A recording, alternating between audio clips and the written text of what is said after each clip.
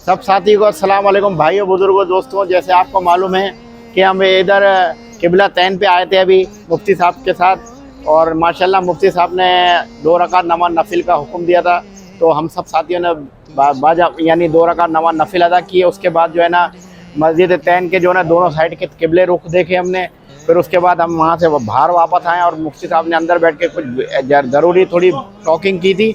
उसमें उन्होंने ये बात की थी कि आप एक दूसरे का इकराम करें जितना हो सके, और उसके अलावा उन्होंने मुफ्ती साहब ने कहा कि जितना हो सके अपने इलाके में जाके, जहाँ पर आप रिहायशी हैं वहाँ पर जाके भी जो है ना आप एक दूसरे की जो है ना इसी तरह के इकराम करें और एक दूसरे का ख्याल करें।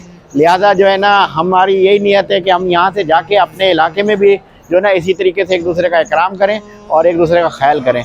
बिल्कुल इंशाअल्लाह ताला ऐसा ही होगा। और अपने जो गुनाह है उसकी भी अल्लाह से तौबा करनी है और अल्लाह से सच्चे दिल से माफ़ी मांगनी है कि अल्लाह हमें आइंदा गुनाहों से बचने की तौफीक दे और हमें अमल करने की तौफीक दे इंशाअल्लाह ताला। जी नेक्स्ट टाइम में हमारी ये ख्वाहिश है कि हम जो है ना मुफ्ती फुरकान साहब के साथ उम्रे की शहादत के लिए आएँ और इंशाअल्लाह बच्चों के साथ आएँ। तो इंशाअल्लाह नियत है, मैं इंशाअल्लाह मुफ्ती फुरकान साहब के साथ अपनी फैमिली को लेके आऊँगा इंशाअल्लाह।